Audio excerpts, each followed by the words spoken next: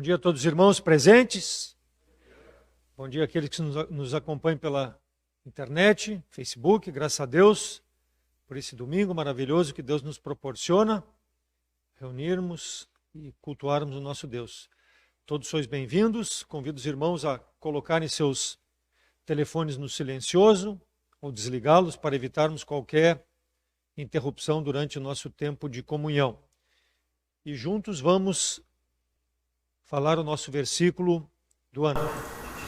Justificados, pois, mediante a fé, temos paz com Deus por meio de nosso Senhor Jesus Cristo, por intermédio de quem tivemos igualmente acesso pela fé a esta graça na qual estamos firmes e gloriamos na esperança da glória de Deus. Romanos 5, 1 e 2. Primeiro hino 22 do nosso posse de melodia, o pastor Daniel vai nos auxiliar na regência, 22, ao Rei adorado.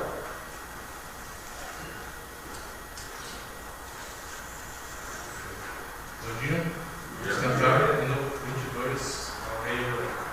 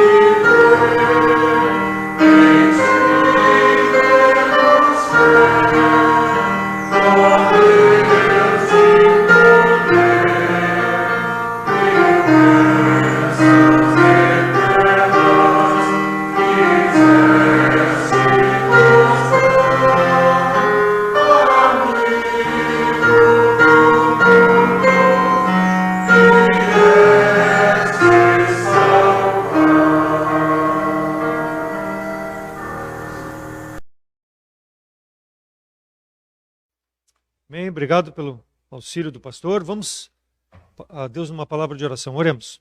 Senhor nosso Deus, obrigado por esse tempo que nós temos de estar na Tua presença. Obrigado por esse dia maravilhoso. Escolhemos estar Te cultuando, adorando, em comunhão com os irmãos. Obrigado por tudo aquilo que Tu tem feito para conosco, nos protegido, nos guardado em meio a esse tempo difícil com essa pandemia. Mas somos gratos pela Tua misericórdia e fidelidade, ó Deus, que nós possamos prosseguir olhando para Cristo. Abençoe esse dia, a palavra que será pregada, usa o teu servo na manhã de hoje, a escola dominical, as classes também, que cada professor possa dar também o recado aos corações de cada um que chegou, Deus, para que a Tua palavra possa fazer a obra, transformar e trazer salvação àqueles que ainda não conhecem a Cristo como Salvador. Obrigado por tudo que Tu tem feito para conosco, pela vida. Perdoa os nossos pecados, em nome de Cristo que eu oro agradecido. Amém. Próximo hino, 242. Deixa a luz no céu entrar.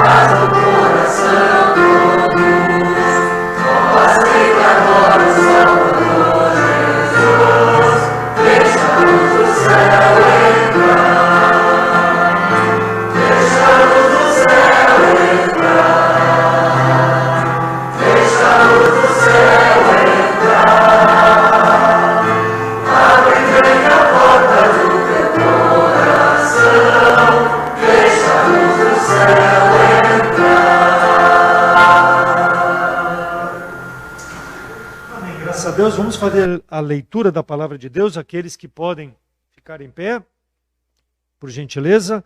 Livro de Ezequiel, capítulo 16, de 1 a 34. Ezequiel 16, de 1 a 34. Um pouco extensa a leitura, mas vamos ler de 3 em 3 versículos. Faremos a leitura participativa, o irmão ou a irmã que desejar poderá fazer.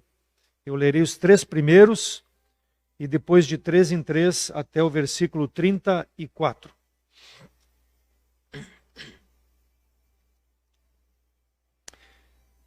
palavra do Senhor nos diz assim: E veio a mim outra vez a palavra do Senhor, dizendo: Filho do homem, faze conhecer a Jerusalém as suas abominações, e dize: Assim diz o Senhor Deus a Jerusalém: A tua origem e o teu nascimento procedem da terra dos cananeus. Teu pai era amorreu e tua mãe Eteia.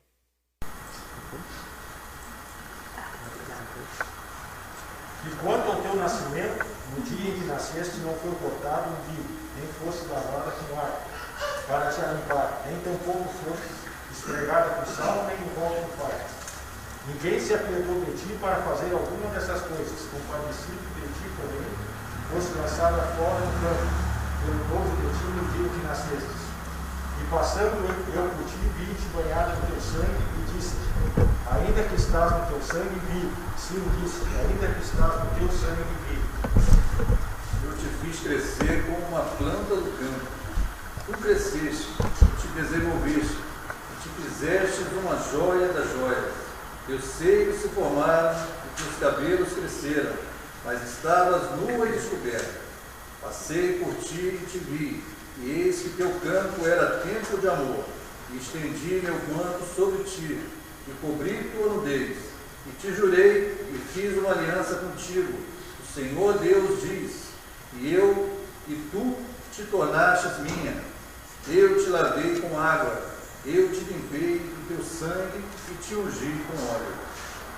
Também te vesti de bordadura, e te calcei com pele de texugo, e te cingi de linho fino, e te cobri de seda, e te ornei de enfeites, e te pus braceletes nas mãos e um colar à roda do teu pescoço, e te pus uma joia na testa, e pendentes nas orelhas, e uma coroa de glória na cabeça. E assim fostes ornada de ouro e prata, e o teu vestido foi de linho fino, e de seda e de bordados, e triste de flor de farinha, e mel e azeite, e fostes formosa em estrela, e foste próspera até chegares à realeza. E correu de ti a tua fama entre os gentios, por causa da tua formosura, pois era perfeita, por causa da minha glória que eu pusera em ti, diz o Senhor Deus. Mas confiastes na tua formosura, e te corrompestes por causa da tua fama, e prostituías-te a todo o que passava para seres dele. Tomaste dos teus vestidos e fizeste lugares altos adornados, de diversas cores, nas quais te prostituíste. Tais coisas nunca se deram, e jamais se darão. Tomaste as tuas joias de enfeite, que eu te dei do meu ouro e da minha prata. Fizeste estátuas de homens e te prostituíste com elas. Tomaste os teus vestidos bordados e as cobriste, o meu óleo e o meu perfume fizeste diante delas. O meu pão que te dei, a flor da farinha, o óleo e o mel com que eu te sustentava, também puseste diante delas em aroma suave. E assim se fez, diz o Senhor Deus. Demais, tomaste a teus filhos e tuas filhas que me geraste, os sacrificaste a elas, para serem consumidos. A cada pequena tua prostituição, mataste a meus filhos e os entregaste a elas como oferta pelo fogo. Em todas as tuas abominações e nas tuas prostituições, não te lembraste dos dias da tua mocidade, quando tu estavas nua e descoberta e removida no teu sangue, e sucedeu depois de toda a tua maldade, ai de ti, diz o Senhor Deus, que edificastes uma abobata e fizestes lugares altos em cada rua. Na entrada de todos os caminhos, você construiu de cada lugar, profanando o celeiro, se ofereceu a todos os que passavam e multiplicou suas prostituições. Você também se prostituiu com os filhos do Egito, seus meninos de mães alimentados, e multiplicou a sua prostituição para me provocar a Egito. Por isso, estendi a mão contra você, e enolei o seu território, e a entreguei à vontade daqueles que a odeiam, as filhas dos filisteus, que se envergonhavam da camisa depravada do Egito. Também te prostituíste com os filhos da Síria, porquanto eras insaciável, e prostituindo-te com eles, nem ainda assim te fartaste. Antes multiplicaste as tuas prostituições na terra de Canaã, até a Caldeia, e ainda com isso não te fartaste.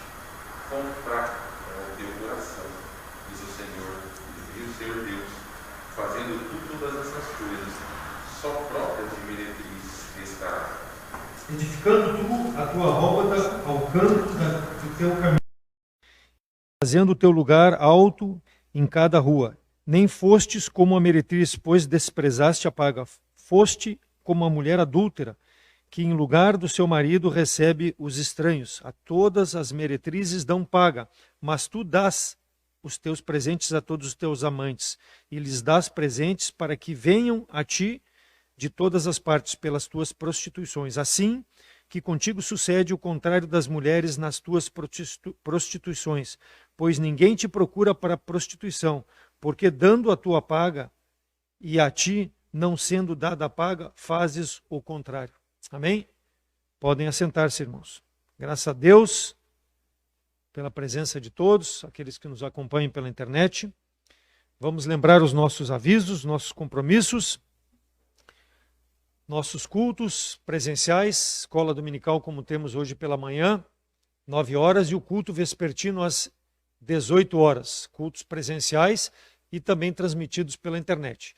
A partir de quarta-feira, dia 1º de setembro, iniciamos com as transmissões, o culto presencial, além das transmissões da quarta-feira no culto de oração. 20 horas, então, estaremos aqui recebendo os irmãos que poderão chegar para o culto de oração presencial na quarta-feira, além da transmissão. Então, são os nossos avisos em termos de culto. Sábado que vem temos uma reunião de homens, tempo especial, lá na casa do irmão Paulo Barbosa, ali na Ípica. Então, os irmãos que conhecem podem ir direto às 5 horas, e aqueles que tiverem problema de deslocamento ou carona, 4h30, mais ou menos, o horário que nós estaremos aguardando aqui para o deslocamento até a casa do irmão Paulo Barbosa. Então, um tempo especial lá, a reunião dos homens, na casa do irmão Paulo. Tem que levar a cadeira.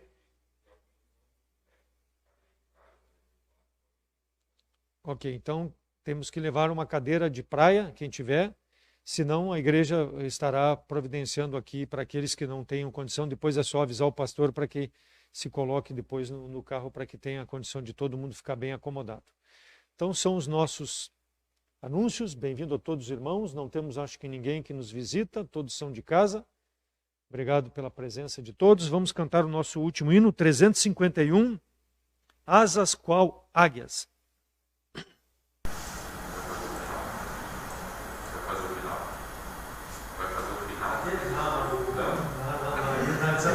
O irmão Eduardo pode chegar também para recolher os dízimos, oferta, promessa de fé, vai orar pelas ofertas.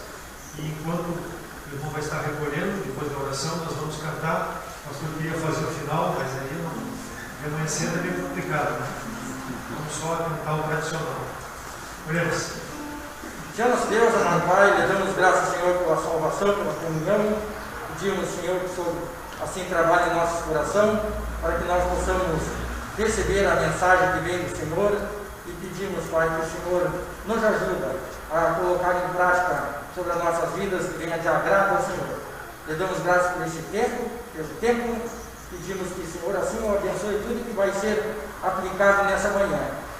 Tudo possa ser feito para a honra e glória do Senhor. Abençoe também, Senhor, a oferta, dizem que merece de fé, para ajudar na sua obra, no seu ministério. Em nome do nosso Senhor e Salvador, Jesus Cristo, pedimos e agradecemos. Amém. Amém.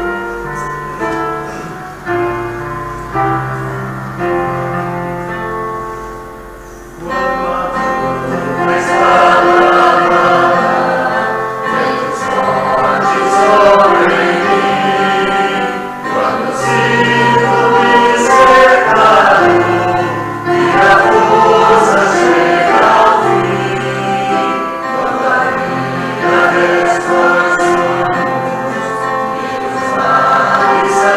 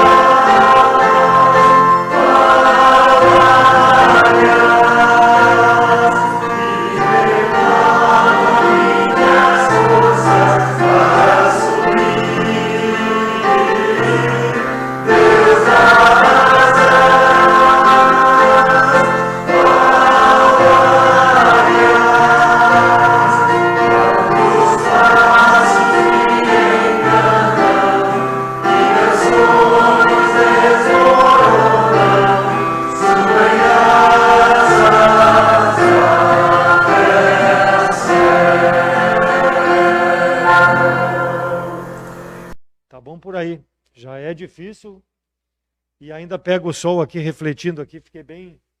Não, nem enxergava os irmãos aí, mas graças a Deus temos que fechar ali depois para o pastor Daniel não ter a incidência desse reflexo. As crianças podem descer, ter o seu tempo especial, e o pastor Daniel estará então trazendo o desafio na manhã de hoje.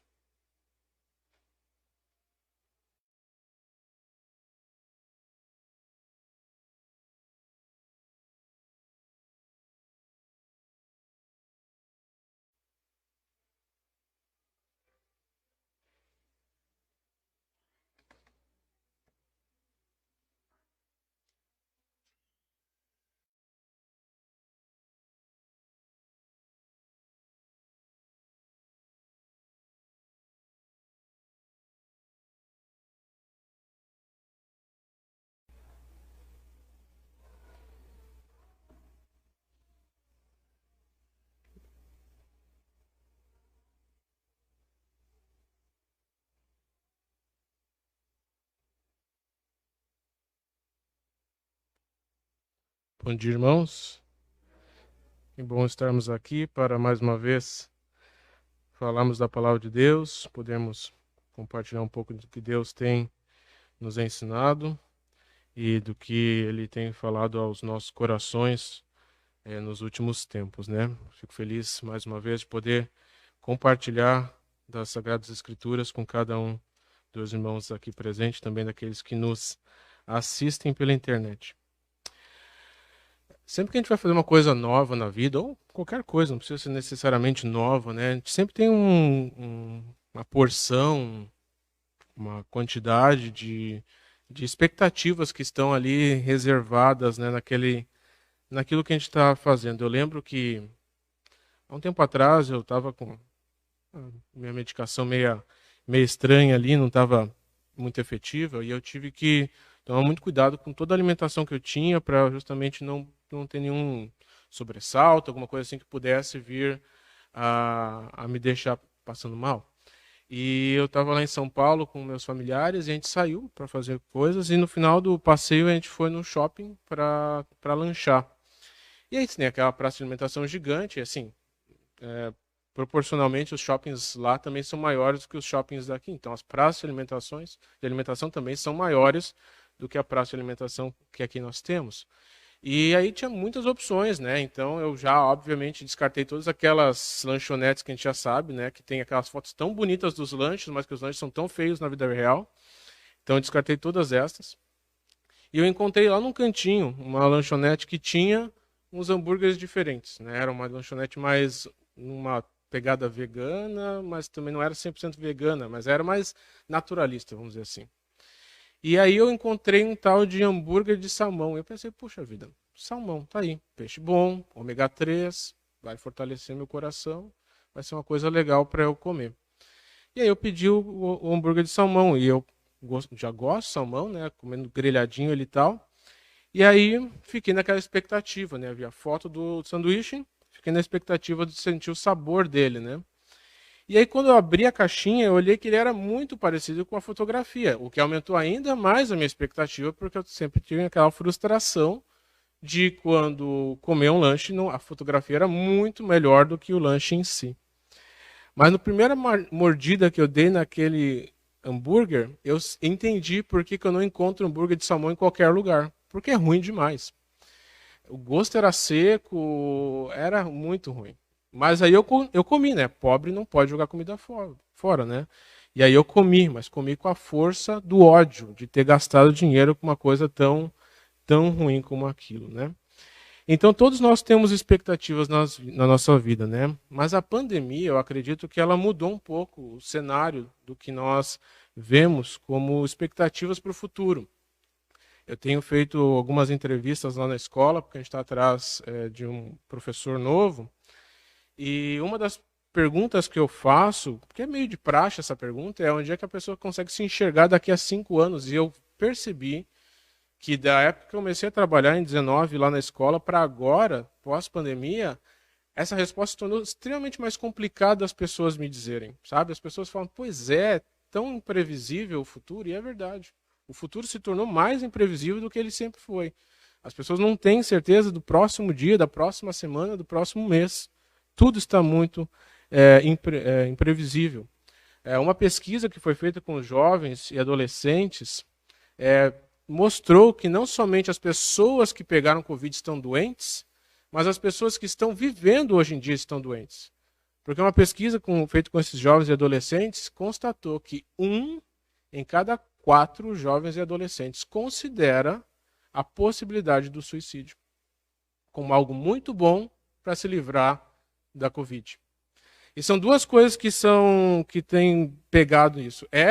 Aquela ideia de eu não consigo imaginar ser entubado, eu não consigo me imaginar tendo que ir para uma UTI, eu não consigo me imaginar, então cria essa ansiedade nos jovens, de uma maneira geral, mas também é um efeito que é chamado de síndrome da gaiola, porque todos eles estão tão tocados dentro da sua casa, como um passarinho que não pode voar, que tudo isso gera muito medo. Até o voltar, o ressociabilizar nesses jovens está sendo muito difícil, porque eles ficaram com medo. Se eu encosto aqui, eu posso ficar doente. Se eu coço meu nariz, eu posso ficar doente. Se cai um cisco, eu tenho que primeiro lavar minha mão e ficar com aquele cisco me incomodando até conseguir bater a mão no olho, porque eu posso pegar Covid. E aí tem essas variantes, e as variantes pelo que eu entendi, a Delta, o maior complicador dela é que ela permanece mais tempo nos locais, né? Enquanto, por exemplo, se eu encostasse aqui com Covid, ficaria antigamente 4 horas na madeira, hoje fica 6, 7, 8 horas o mesmo local contaminado pela nova variante. Então, esse medo tem tomado conta e as expectativas das pessoas estão assim. E por que as pessoas ventilam a ideia de um suicídio? É porque elas perdem total esperança de ter uma possível melhora no futuro. A expectativa dessa pessoa acaba. A pessoa não consegue ver uma expectativa de uma melhora mais à frente. Pessoas têm expectativas. Nós temos expectativas quanto aos nossos estudos. A gente vai entrar na escola, a gente vai estudar bastante, ter boas notas. Depois, quando ficarmos mais velhos, a gente vai ingressar numa boa faculdade. Ingressando nessa boa faculdade vai me possibilitar, quando eu for fazer uma entrevista de emprego, que isso vai me dar uma vantagem ou não. Por que eu não estudo na escola, pegar a minha formação, escola de administração Zé da esquina, e eu estudo na URGS? Porque a pessoa que vai olhar aquela certificação vai olhar, a URGS é mais conhecida do que essa Zé da esquina aqui, que é uma faculdade que ninguém sabe, um curso que vem num DVD que você compra na banca de jornal. Não dá. Então as pessoas fazem isso porque têm expectativas, que lá na frente todas essas expectativas vão ser recompensadas. E aí ter um bom casamento, ter uma boa família, criar filhos e assim por diante, muitas e muitas expectativas. Esse meu emprego vai gerar dividendos, dinheiro para mim, e isso vai fazer com que eu possa viajar ao mundo, construir uma casa, etc, etc. Mas quais são as nossas expectativas? O que nós aspiramos para o nosso futuro? Né? O que me faz levantar cada manhã da minha cama e pensar, bom, vamos para o dia, vamos fazer as coisas que a gente tem que fazer. O que me faz tomar uma decisão de eu prosseguir nesse caminho ou pensar, bom, eu tenho que fazer uma interrupção nessa minha jornada aqui, porque isso está sendo prejudicial para mim, para ingressar nesse outro caminho que vai ser melhor. As pessoas também têm expectativas quanto à igreja. Né? As pessoas não vêm para uma igreja simplesmente porque acham que é um bom lugar para se passar algumas horas do seu dia. Elas têm expectativas de que entrando na igreja a sua vida melhore, que os seus problemas deixem de existir, que elas não enfrentem as dificuldades que o mundo enfrenta, que elas tenham uma vida mais tranquila, uma vida mais em uma paz geral, que Deus possa ser um grande amuleto protetor dele, para que ele não venha sofrer com nada, que ele venha conseguir passar por tudo isso sem ter nenhum sofrimento. Mas também não é assim que funciona. Quando você é cristão, você tem algumas outras expectativas diferentes. Você tem expectativas espirituais, expectativas sobre uma vida com Ele, de poder estar cada vez melhor na sua vida com Deus, de ter paz com Deus. Você tem expectativas de que um dia Jesus vai voltar e Ele vai te chamar junto para viver para sempre com Ele. E nós cristãos, qual é que deve ser então essa nossa energia, essa nossa força motriz, como é o nome da juventude daqui, né? O que faz a gente fazer o que a gente faz? Que a gente siga com essas expectativas. A resposta simples é a nossa fé. A nossa fé é o que nos faz movimentar o nosso dia a dia. É o que eu creio que faz eu tomar decisões de acordo com as quais eu tomo. Se eu tenho um entendimento de Deus dessa forma, eu vou tomar decisões baseado nessa forma. Se eu tenho outro entendimento, eu vou tomar de maneira diferente. Então a fé, o que eu acredito, é o que faz eu tomar decisões assim, o assado. Mas não é uma fé qualquer. Romanos 5,5, para nós começarmos, não é o nosso texto base, mas Romanos 5,5 é um texto que eu gosto muito, né? Fica ali naquele capítulo que nosso versículo do ano está. Mas Romanos 5,5 vai dizer sobre algo que a esperança, né? Fé e esperança são sempre alinhadas, né? Mas ele vai falar que, ora, a esperança ela não confunde, ela não nos deixa confuso. Porque o amor de Deus é derramado em nosso coração pelo Espírito Santo que nos foi dado, que nos foi outorgado, algumas outras versões dizem. Então essa nossa fé é uma fé grudada, alicerçada nesse amor de Deus para comigo. E por causa dessa fé é que eu vou fazer o que eu faço. Mas vamos para o nosso texto base, o texto super conhecido de Hebreus capítulo 11. Hebreus capítulo 11, que é o texto talvez principal, mais conhecido, mais repetido quando nós falamos do assunto da fé. Do assunto da fé. E no versículo 1, como todos devem bem conhecer, diz que ora, e essa ora é importante também porque vai trazer a conclusão de tudo que ele estava falando antes daquele texto. Ele fala, ora, a fé é a certeza das coisas que se esperam e a convicção de fatos que se não veem. No versículo 6, não precisa olhar ali, mas diz que é impossível nós cristãos vivermos para Deus e agradar a Ele sem que nós tenhamos esse conteúdo chamado fé. Esse conteúdo chamado fé. E quando a gente fala que a fé é coisas que se esperam, as coisas que nós queremos ver, que a gente não vê, muitas vezes a gente pensa, está falando sobre o céu, como é que vai ser o céu lá, as ruas, como é que funciona tudo aquilo lá, esse sistema que vai ser, como é que vai ser minha vida lá, né, lá no céu ou na eternidade, como é que as coisas vão funcionar. As coisas que eu espero é ver Jesus. Né? Eu comentei com os irmãos tempos atrás, né, que eu tenho não vou dizer uma inveja, mas eu tenho um sentimento diferente, que a Luciana conhece Jesus que eu não conheço.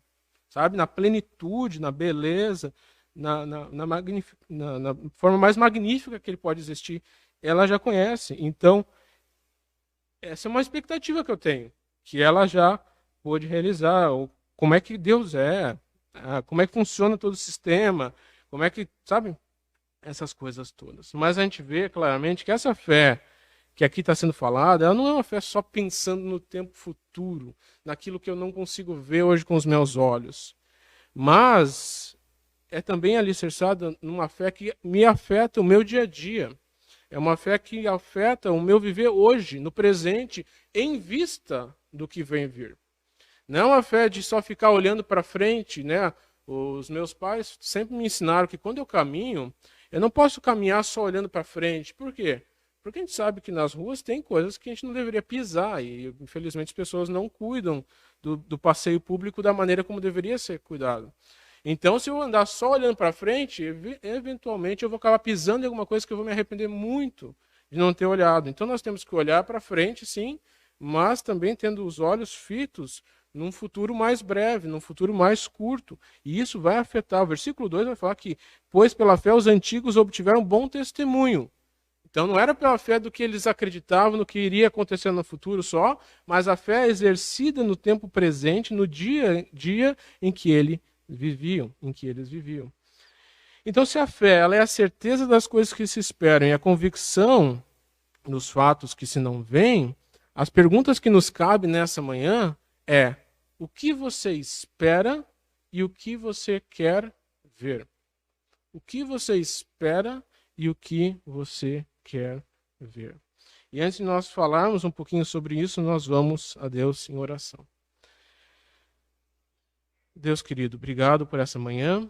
Obrigado, Pai, por mais uma vez poder compartilhar da Tua palavra, né, aqui com a nossa igreja, com os irmãos que estão aqui presentes, com os irmãos que estão nos assistindo também. Pai querido, nós precisamos muito de Ti, porque nós vemos que muitas vezes nossas vidas, no tempo presente, não refletem aquilo que o Senhor deseja que as nossas vidas venham refletir. Nós temos vidas muitas vezes tão alicerçadas e tão arraigadas em coisas desse mundo, em coisas do presente, e nós não conseguimos entender que só pensar no presente é errado. Só pensar no futuro também não é o melhor. Mas sim, olhando para o futuro e esse futuro afetando o meu presente. E aí sim eu poderei refletir a glória, refletir uma vida pela qual as pessoas desse mundo verão que há uma diferença nas nossas vidas. E, sobretudo, Pai, mais do que as pessoas que nos veem aqui possam ver uma diferença em nós, que o Senhor também possa ver o Espírito Santo agindo cada vez mais nas nossas vidas, nós possamos permitir cada vez mais a ação do Espírito Santo no nosso viver, para que assim nós possamos agradar o Senhor em tudo o que nós fazemos. Perdoa os nossos pecados, Pai. Ajuda para que tudo que for falado nessa manhã seja claro, seja simples, mas seja proveitoso para nossas vidas. Em nome de Jesus que eu oro. Amém, Senhor. Então, nossas perguntas que aqui nos cabem, então, como eu falei, o que você espera e o que você quer ver. Vamos começar com a primeira pergunta, né? A fé é a certeza das coisas que se esperam. O que você espera? Nós precisamos saber exatamente isso. O que é que eu espero? Essa é a pergunta, tá? Eu estou esperando por alguma coisa. E o que é isso? Né? As pessoas falam, quem espera sempre alcança. Mas espera pelo quê? Fica a navegar dentro de um navio que não tem rumo, não tem destino. Você fica lá só balançando de um lado para o outro e vê onde é que a correnteza vai te largar. É isso que a gente faz? É assim que deve ser nossas vidas? Não.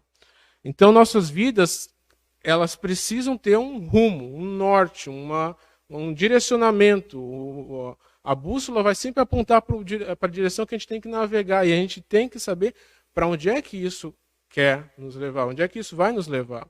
Só que, infelizmente, como eu falei na oração, alguns dos alvos que nós temos são muito terrenos. Eu quero fazer uma faculdade, eu quero ter um bom emprego, eu quero mudar de cidade, eu quero construir uma casa nova, e eu fico só arraigado nessas coisas. Eu quero trocar de carro a cada ano, eu quero ter o melhor celular disponível, né?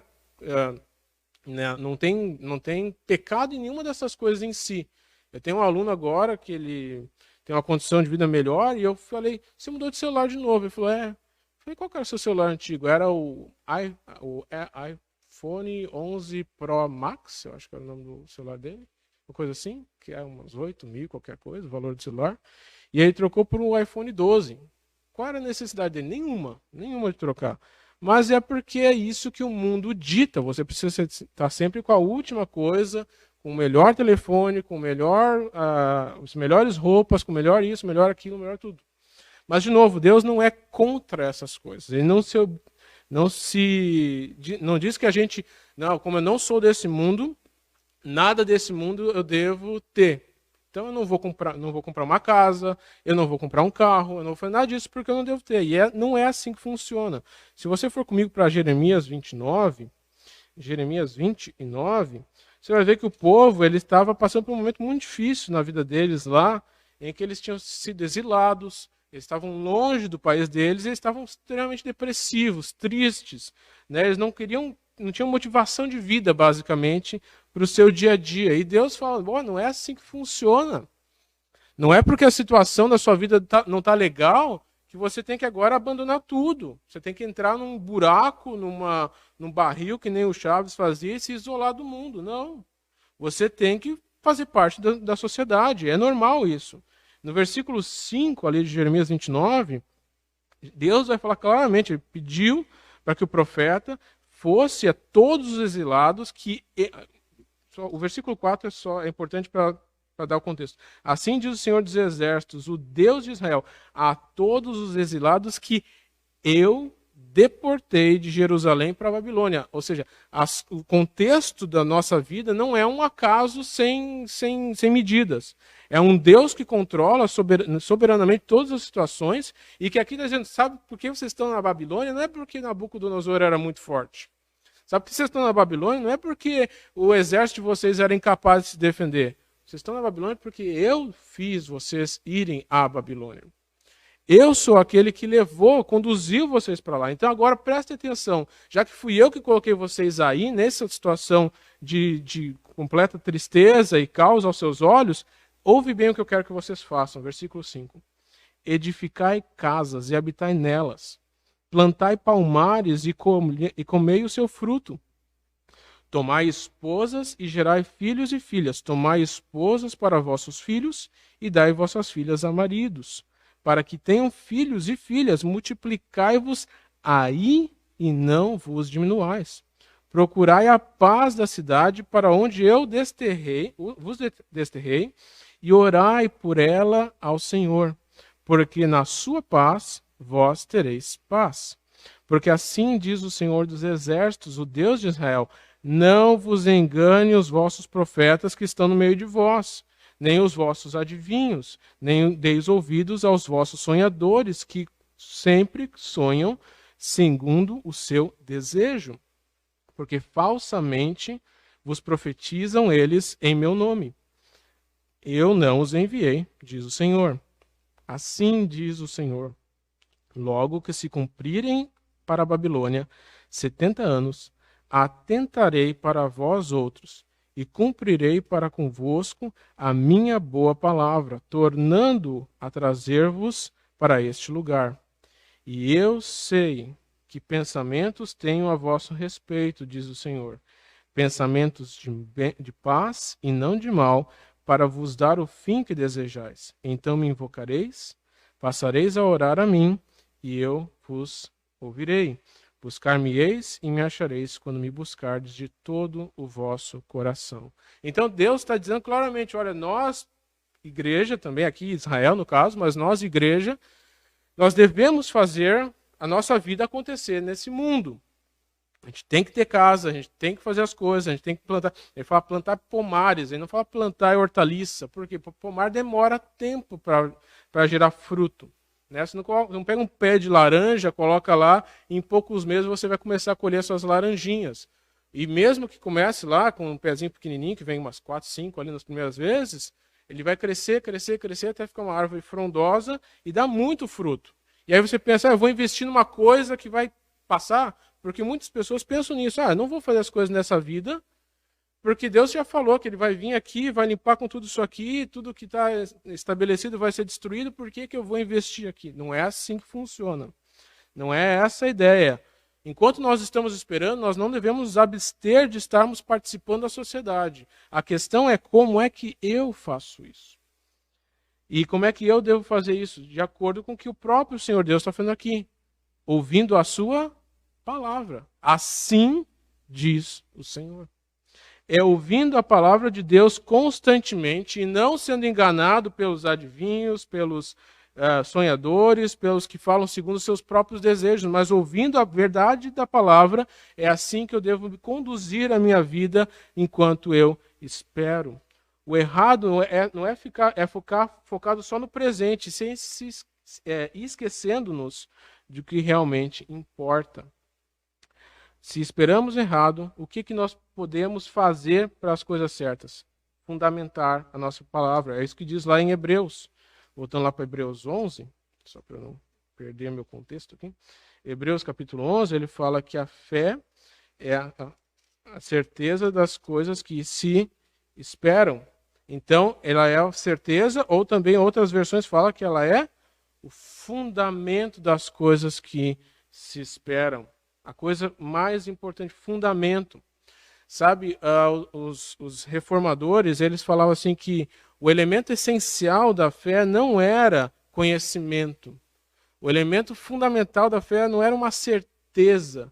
O elemento fundamental da fé era a confiança. Era a confiança de que você ia dar o passo e ali estaria onde pisar. Eu acho que eu já falei isso para os irmãos, não sei se já falei aqui, mas lá no prédio onde eu moro, as luzes do corredor de fora são ligadas por um sensorzinho. Boa parte dos prédios são assim, né? Só que lá, eu moro no final do corredor, e lá onde fica a minha porta, quando eu saio para a rua, o sensor não percebe que eu estou ali. Ele não percebe. Então eu preciso caminhar basicamente uns 4, 5 passos até chegar num ponto que ele... Ó, tem alguém aqui. E ele liga. E o corredor ele é muito escuro durante a noite. Muito escuro durante a noite. Você fica bem sem entrada de luz ali, praticamente. Então eu caminho 4, 5 passos sem enxergar absolutamente nada. Eu não enxergo nada, só sei que tem um caminho que eu estou caminhando aqui. E é basicamente isso que deve ser a nossa vida. Eu sei que existe um caminho que Deus preparou para mim.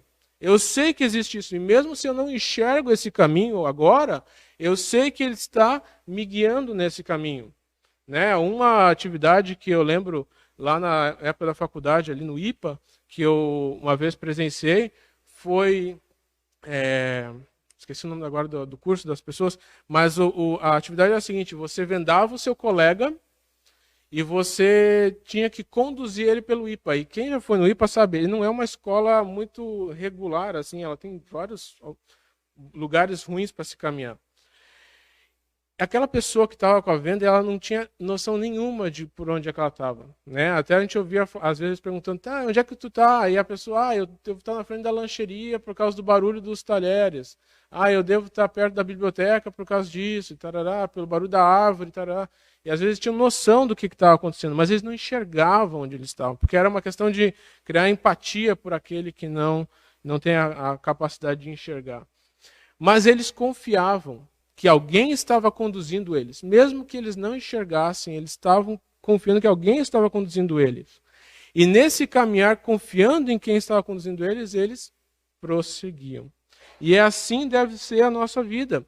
E nós fazemos isso de maneira tão natural em outras áreas, sabe? Por exemplo, o irmão que entrou aqui, né, pode ter chegado agora, depois. Eu, quando cheguei nessa igreja, ela já tinha essa aparência. Em 2006, final de 2006, quando a gente chegou aqui, ela já tinha basicamente essa aparência. Não tinha os ventiladores, a tela e tal, mas a igreja em si era isso aqui. Sabe, eu nunca cheguei no pastor Roger e falei, pastor Roger, assim, ó, eu gostaria de visitar a sua igreja, mas antes de eu pisar lá dentro, eu gostaria de ver todas as plantas baixas, eu gostaria de ver o teste do concreto que vocês usaram, eu quero ter fotografias da fundação encostando na rocha que vocês disseram que está lá embaixo, segurando esse prédio. Enquanto eu não tiver tudo isso, eu não vou entrar nesse prédio, porque eu tenho medo que esse prédio vai cair. Eu não tive nenhum medo que isso fosse acontecer.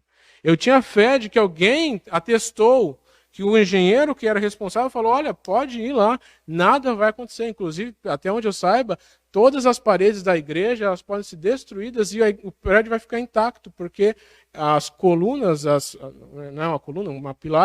pilares que aqui estão, elas estão tão bem alicerçadas, tão bem fundadas, que não há chance nenhuma disso aqui desmoronar se a gente for tirando pedacinhos dele.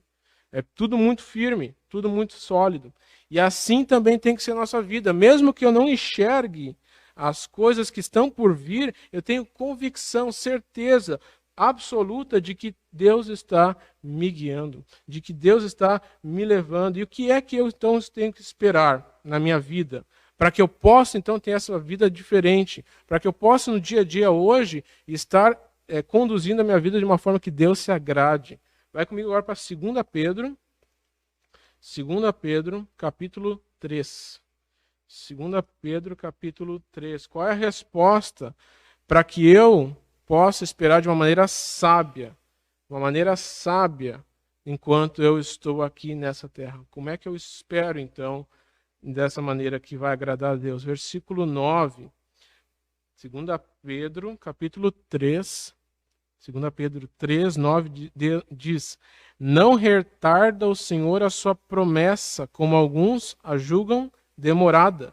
Pelo contrário, ele é longânimo para convosco, não querendo que nenhum se perca, senão que todos cheguem ao arrependimento. Virá, entretanto, como ladrão, o dia do Senhor, no qual os céus passarão como estrepitoso estrondo, e os elementos se desfarão abrasados. Também a terra e as obras que nela existem serão atingidas. Visto que todas essas coisas hão de ser assim desfeitas, deveis ser tais como os que vivem em santo procedimento e em piedade, esperando e apressando a vinda do dia de Deus, por causa do qual os céus incendiados serão desfeitos e os elementos abrasados se derreterão. Nós, porém, segundo a sua promessa, esperamos novos céus e nova terra nos quais habita a justiça de Deus, no qual habita a justiça. Então é isso que eu devo esperar. É isso que eu devo estar fazendo no tempo presente. O que eu tenho que estar esperando, então? O que deve estar sendo imperativo na minha vida nessa espera que eu tenho de que um dia esse Senhor Jesus, que disse que iria voltar, ele vai voltar. Ele vai voltar. Ele vai cumprir. E nós, segundo a sua promessa, essa promessa de que voltaria o Senhor Jesus Cristo, nós ficamos esperando o quê? O dia em que nós estaremos com Ele nos novos céus e na nova terra. Essa deve ser a grande esperança que nós temos. E isso afeta com certeza a minha vida. Isso com certeza afeta a minha vida, porque por mais que as situações desse mundo não me agradem, eu sei o que eu estou esperando de verdade. Não é ter uma promoção no meu serviço que aí eu fico frustrado lá, eu queria tanto ser chefe, tarará, e nunca chega a minha oportunidade. Parece que todo mundo corta a minha frente e nunca chega o meu dia. Mas não é isso que eu espero. Se Deus está falando isso, não foi o que Jeremias escreveu? Quem é que levou da Babilônia para lá? Foi Deus. De Israel, Jerusalém para a Babilônia. Foi Deus. Se Deus não te promove, Ele quer te usar onde você está hoje. Ele não quer te mudar por algum motivo.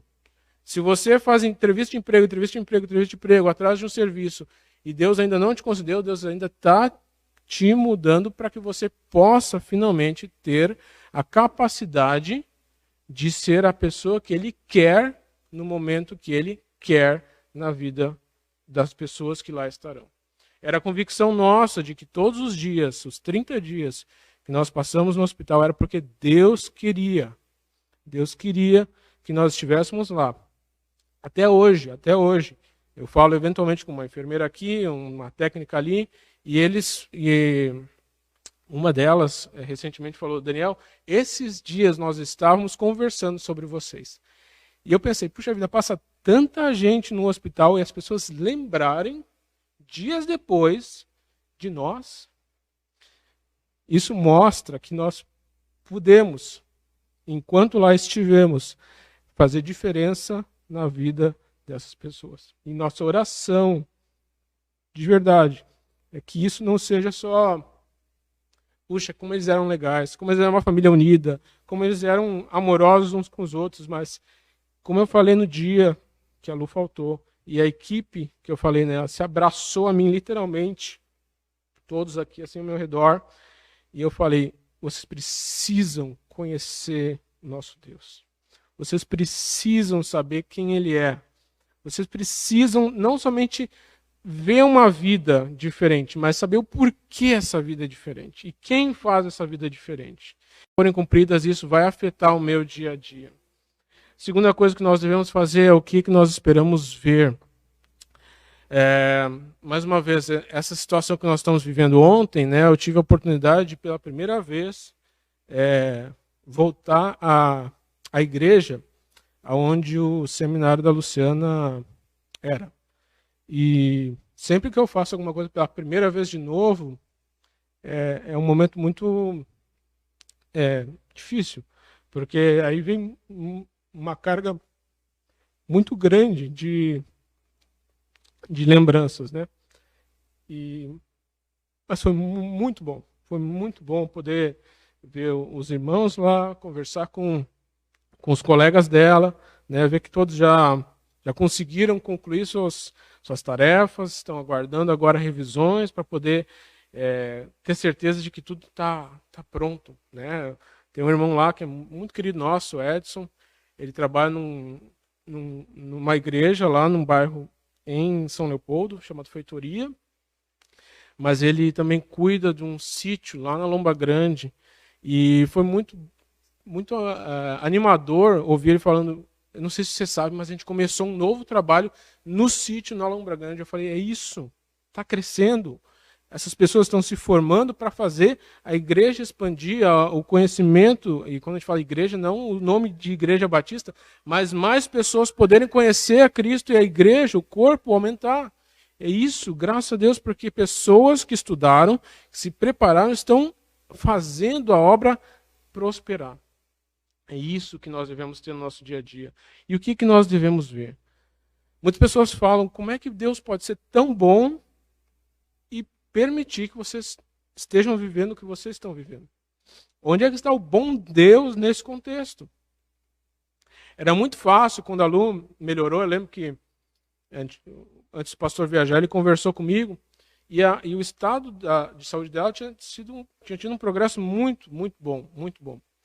Tanto que ele pergunta, você acha que pode ir? Eu falei, pastor, aparentemente está tudo muito tranquilo. As coisas estão progredindo, a tendência é que a gente saia na semana que vem.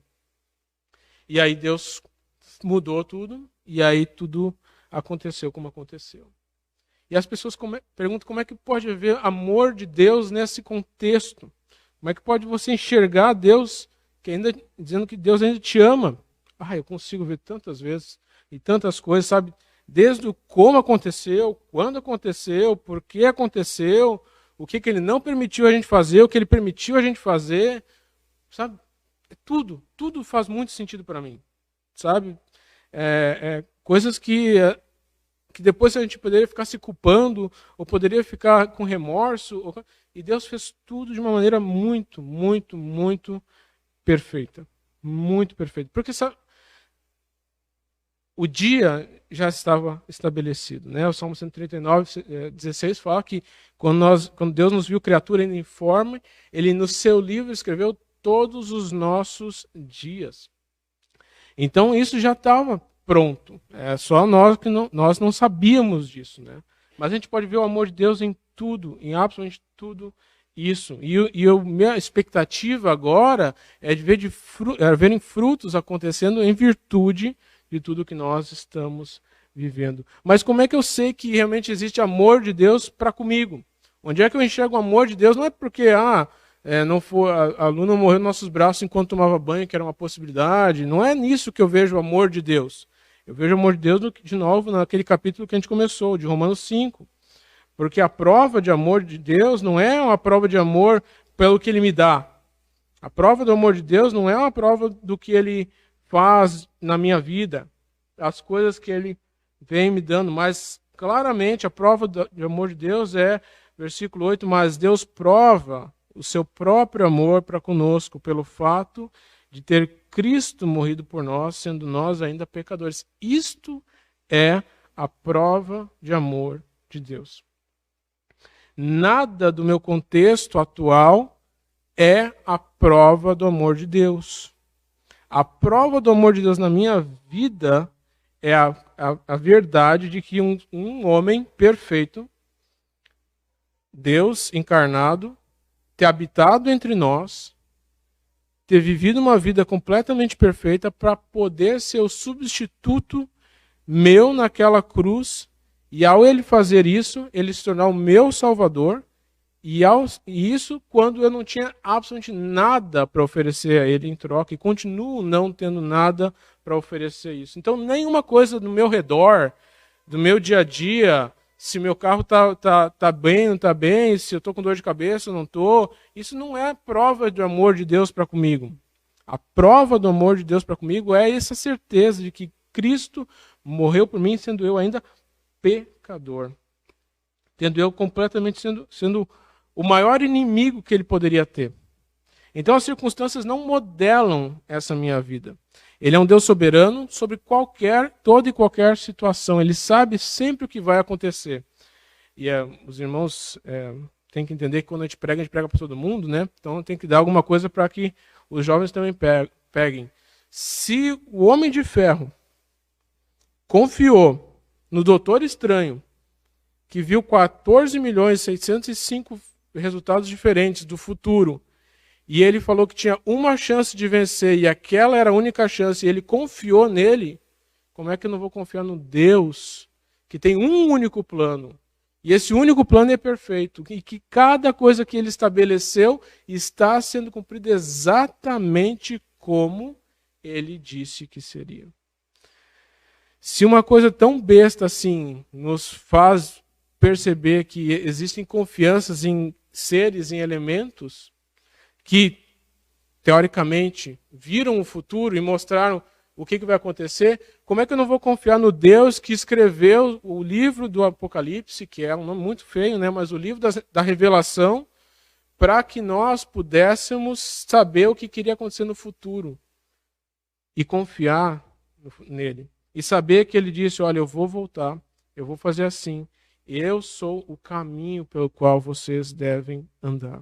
Então, a primeira coisa que eu vejo, eu confio em Deus, é por causa desse amor que ele me deu, de ter morrido por nós. E segunda verdade, que me dá certeza absoluta do amor dele na minha vida, é o que diz no capítulo 8, capítulo famosíssimo de Romanos, capítulo famosíssimo de Romanos, e eu vou ler só rapidamente os versículos para não tomar muito tempo, que diz lá no versículo 15, 8:15, fala assim: porque não recebestes o espírito de escravidão para viverdes outra vez atemorizados, mas recebestes o espírito de adoção, baseados no qual clamamos Abba Pai. O próprio Espírito testifica com o nosso espírito que somos filhos de Deus.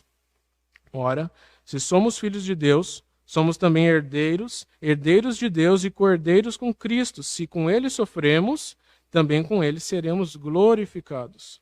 Porque para mim, tenho por certo que os sofrimentos do tempo presente não podem ser comparados com a glória a ser revelada em nós. A ardente expectativa da criação aguarda a revelação dos filhos de Deus, pois a criação está sujeita à vaidade, não voluntariamente, mas por causa daquele que a sujeitou, na esperança de que a própria criação será redimida do cativeiro da corrupção, para a liberdade da glória dos filhos de Deus, porque sabemos que toda a criação a um só tempo geme e suporta angústias até agora.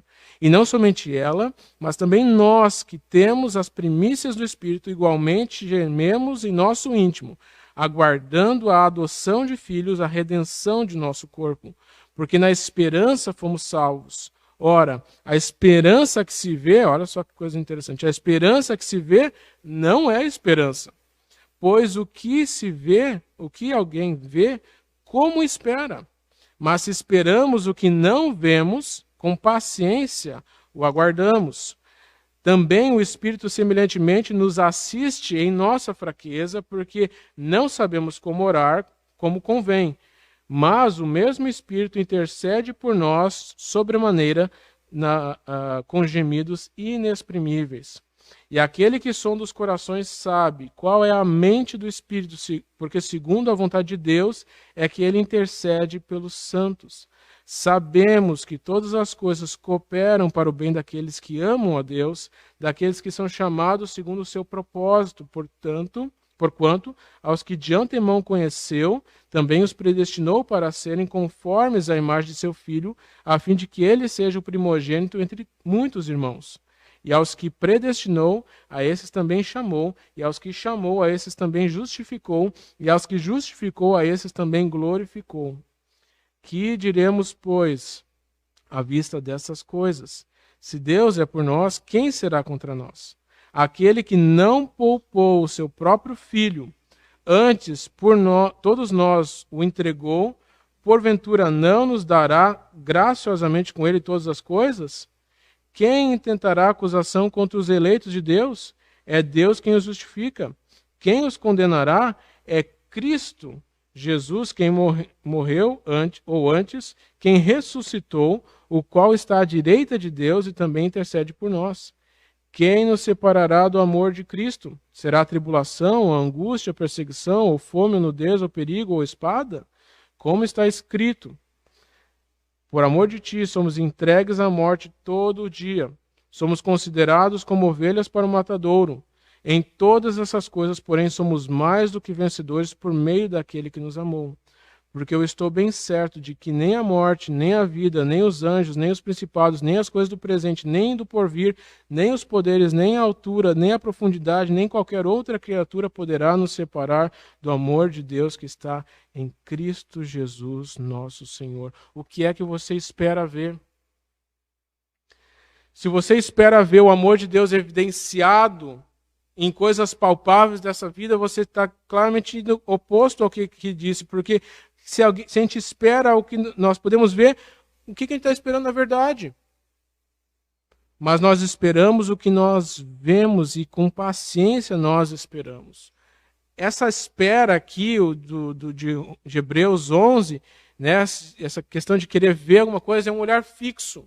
É uma coisa que você quer muito enxergar, mas você não consegue, mas você quer muito enxergar. Você fica olhando, lembra quando os discípulos viram Jesus sendo assunto aos céus? Ele os olhava assim, tipo, onde é que está Jesus? E eles ficaram ali. Só que eles não deveriam ficar olhando para os céus onde Cristo iria vir, mas agora eles deveriam viver no mundo presente e fazer Jesus conhecido, porque um dia ele ia voltar. E enquanto ele não voltasse, eles deveriam estar firmes, esperando sim que ele voltasse, mas não negligenciando a sua vida.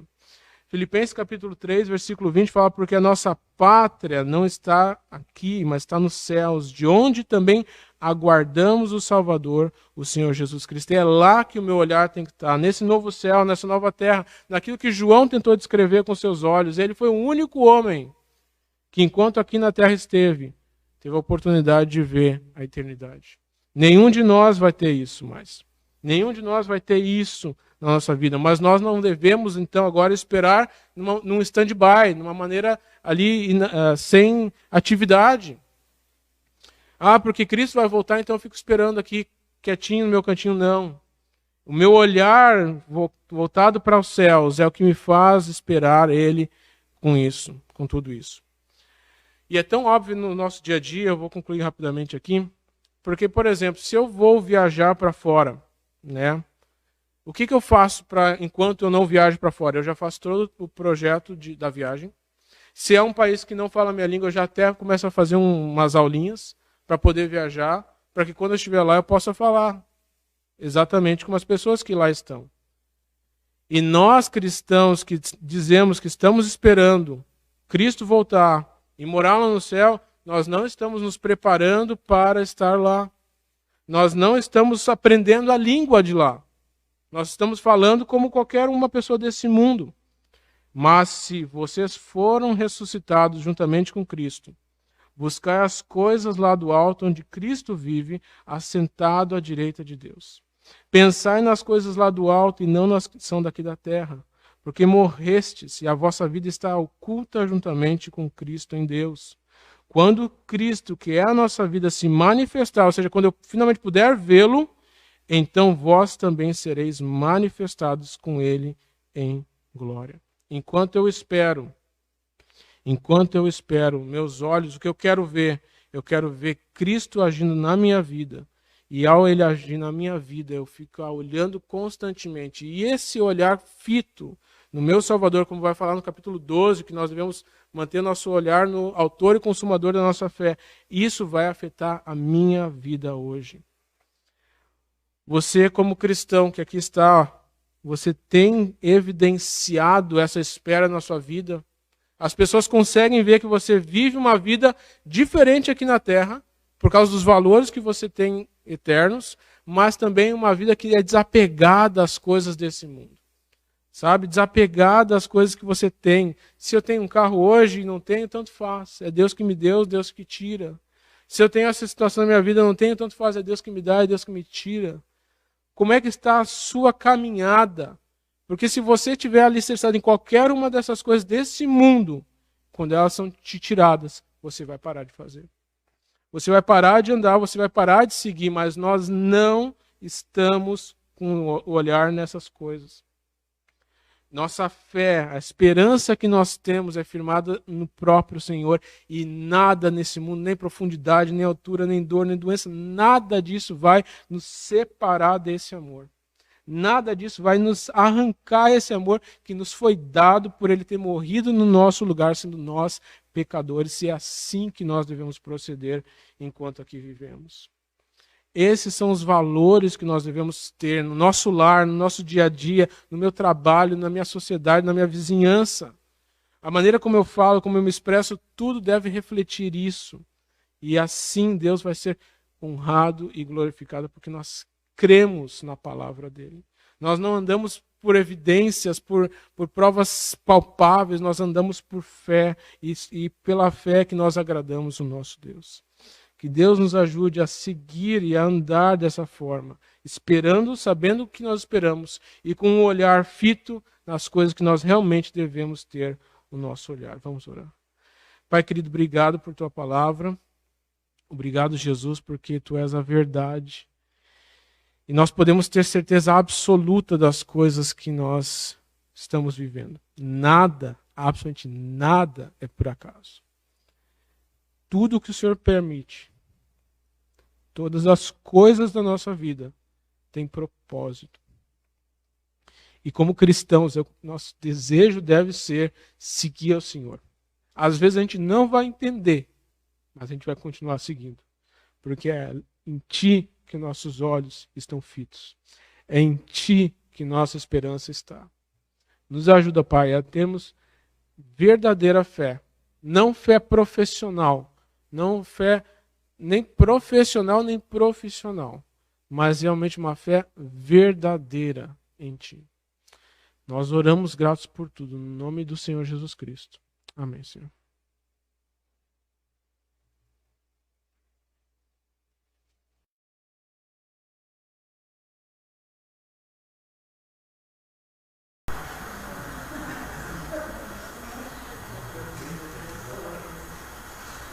Elas têm dicas novas e vai saber como elas ganharam. Tá? Vamos já terminar. Eis que estou à porta e bato, toc, toc, toc. Eis que estou à porta e bato, toc, toc, toc. Se alguém ouvir a minha voz, se alguém ouvir a minha voz, e abrir a porta e entrar em sua casa. Gênesis 6, Levítico, Números, Deuteronômio, Josué, Juízes, Ruth, 1ª, 2ª Samuel, 1ª, 2ª Reis, 1ª, 2ª Crônicas, Esdras, Neemias, Esther, Jó, Salmos, Provérbios, Eclesiastes, Cantares, Isaías, Jeremias, Lamentações, Ezequiel, Daniel, Oséias, Joel, Amós, Obadias, Jonas, Miqueias, Nahum, Abacuque, Sofonias, Ageu, Zacarias, Malaquias. Mateus, Marcos, Lucas, João, Atos, Romanos, Coríntios, Gálatas, Efésios, Filipenses, Colossenses, Tessalonicenses, Timóteo, Tito, Filemão, Hebreus, Tiago, Pedro, João, Judas, Apocalipse, Amém.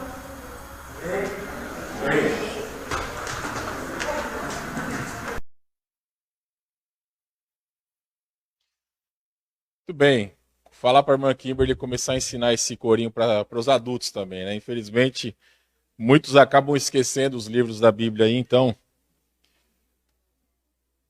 faz parte, né? Mas muito bem, crianças, parabéns. Irmãos, hoje pela manhã minha esposa não está, nem a Esther. Foi uma semana um pouco difícil. Passamos aí por uma semana de resfriados, né? Essa semana, essas mudanças bruscas de temperatura. Elas estão bem, mas por precaução, achamos por bem não virem de manhã. Possivelmente à noite elas estarão aqui conosco, ok? Eu acho que você talvez tenha que mudar só aquela câmera ali. Tá mudado para... Hã? Ah, isso aqui tá pegando? Ah, não sabia. Ah, então beleza. Tá certo. Irmãos, vocês que estão aqui vão aguardar mais um pouquinho, E aí quem nos assiste pela internet vai ficar agora com o hino. Deus abençoe vocês. Vocês aguardem mais um pouco que nós temos uma parte rápida aqui para fazer, tá certo?